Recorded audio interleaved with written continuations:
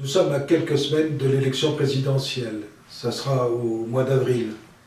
Les jeux seront faits, ils sont déjà pratiquement faits. Tout le monde comprend bien que Macron est celui qui doit ramasser la mise, et tout est fait pour cela. L'homme a l'habileté, évidemment, de ne pas entrer dans l'arène. Il prétend surplomber l'arène politique.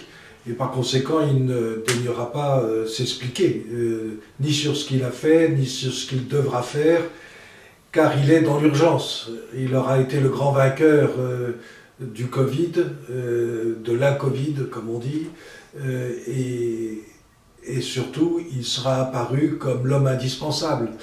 Il est allé sur tous les terrains, même sur le terrain international. Il est allé à Moscou, il va à Berlin, il joue l'important à Bruxelles. Il n'arrête pas, il court d'un avion à l'autre, il va à Toulouse, il revient à Paris, il part pour Berlin. Il n'arrête pas, il est omniprésent.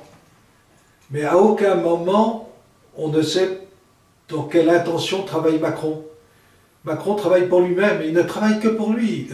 L'activité internationale, l'activité nationale, tout est fait pour le personnage Macron et pour lui permettre de ramasser la mise au mois d'avril, ce qu'il fera vraisemblablement, à moins d'une surprise.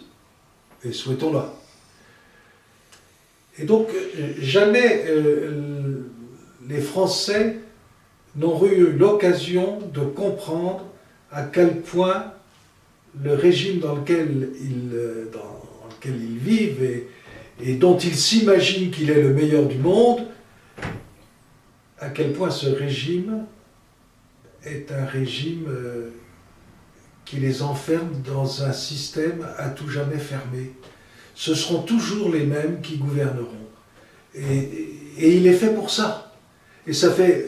Alors il ne faut pas dire que c'est simplement la Ve République. Ça fait 200 ans que ça dure. Macron est l'homme du système, il défend le système, il est entouré de jeunes gens et de jeunes vieillards qui sont tous façonnés comme lui, qui se rassemblent autour de lui pour sauver la situation. On le voit bien avec les ralliements, il s'agit de savoir comment faire pour maintenir le régime en présence de Français qui risqueraient de chercher à s'émanciper. Il n'est pas question que les Français s'émancipent. Et donc, au nom du progressisme, au nom de la République, au nom des institutions qu'il faut conserver, au nom de l'avenir de l'Europe, au nom de je ne sais quoi, on invite les Français à finalement rester dans le même carcan.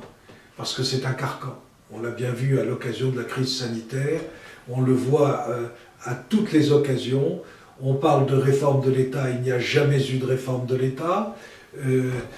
On parle même de réforme de la fiscalité, il n'y a jamais eu de véritable réforme de la fiscalité. Les Français continuent à être spoliés, et non seulement de leurs avoirs personnels, mais ils sont spoliés maintenant de leur pays, de leur histoire, de leur tradition.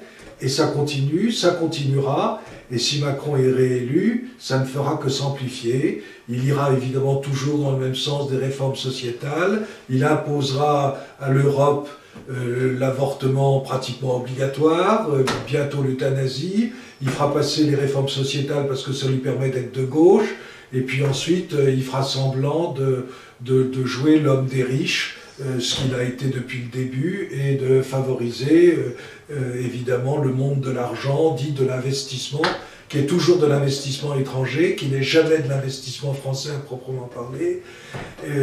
Et donc, voilà, la France aujourd'hui est coincée. Elle est coincée. Alors, sauf si, et ce serait vraiment quelque chose de formidable si Macron sautait.